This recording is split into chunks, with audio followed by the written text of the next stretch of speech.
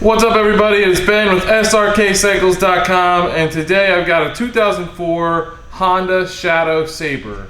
This is the 1100cc motor, V-twin, as you can see there, and we're going to take a quick walk around this thing. This is still a pretty nice bike. It's a nice 1100 V-twin, like I said, and it's got some imperfections, but overall it's a nice bike.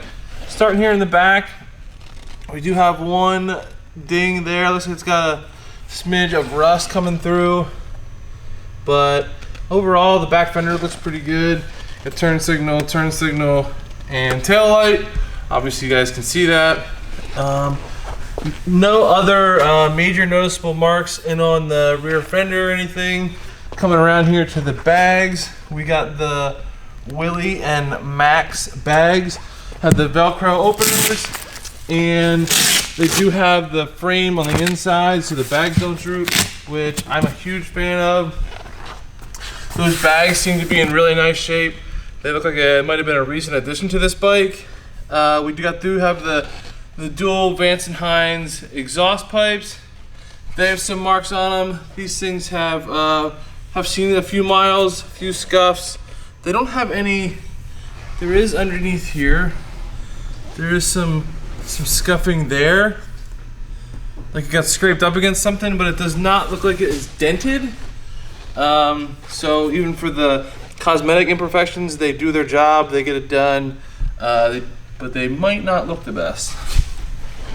Got the adjustable rear suspension here, looks like it's cranked up for second passenger, and there's the side panel. There's some marking here on the side panel. I don't know what that it would be from. Again, kind of some scratches and some scraping. Might have been just a boot. Might have been that it rubbed up against something. I'm not sure. Got the passenger peg here. And the motor bay itself, it's looking pretty good. Everything in here is all shined up. I don't see much to report. There's not really any rusting or pitting or anything in here in the motor, but I don't see anything in there to say. We do have the rider pegs here, rocking the skulls. This guy really likes skulls. Got the rear brake pedal. You're gonna see some more skulls before this video is over. Up here on the frame, everything in there is looking good. Up here on the tank, there's some scratching up here on the tank that I don't know what that's from. You can see these lines. It looks like the dude was driving it through a bush every day to go to work or something, because it's not scratched into the paint. It looks like it's mainly just in the clear coat that could maybe be buffed out. But again, there it is, just so you guys can see it. What else we got on here? Coming up here to the front forks. Everything's looking good. Very clean in there. No signs of pitting or rusting or anything in here to be concerned about as far as usability. The same thing on this side. Fork tubes looking good. Here on the front fender, this top part looks pretty good. But down here in the front, we have some more of this similar scratching that we had on the tank. I don't know if that's just again that same bush that guy was going through to get to work. Front tire looks like it's got plenty of life left on it. Nothing to report there. See the rotors coming up here top. We'll see the headlight and signals. Make sure those work later in the video. Guys, don't miss out on the test drive video that Sean does of this bike. Here on top, we got some more skulls.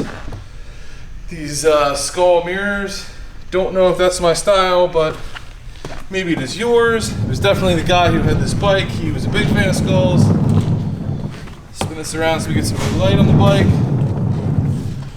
Over here on the other side, in here, again in the engine bay, everything's looking good. Not a lot to report. Pretty clean down here in the transmission. Got those floorboard peg things with the skulls on them. Guys digging the skulls. Here on this side panel, there's some chips here, just like some road chips. I don't even know if I don't want to call them stone chips because they're not all the way through the paint, but they're definitely visible. See the rear suspension there, got the passenger peg. This bike is carbureted, so there is your fuel shutoff. This is the underglow. It's cool. Does flash as well. Up here on the tank, not a lot to show up here in the tank. It is, the paint on this side of the tank is looking pretty good. The other side did have those scratches like we saw, but there is nothing here on this side. It looks pretty good. Got those kind of like those light flames going on there. Gotta really look for them. Again, we have the same bags on the other side with the Velcro connection. These bags look to be in real good shape. And coming up here on the passenger seat here and rider seat is a one piece. Up on top of the tank, got a scratch right there that I want you guys to see. Other than that, there's not much else to report. I don't see any other dings or anything like that. There are no dents on the tank. Up here in the controls, again, more skulls. If that's your thing, this is definitely your bike. Controls on there, controls on this side, skulls again. There's your choke. As you can see, there's 20,157 miles on this bike. And this thing is really nice. Don't miss the test drive that Sean did. We are going to fire this up so you guys can see it run right away. See this, choke is on, kill switch is off.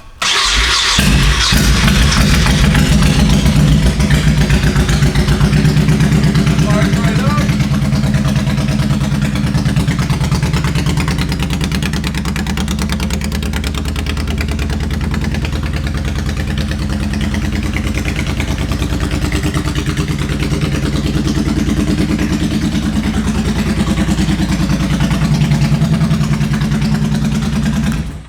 So you guys can hear me talk.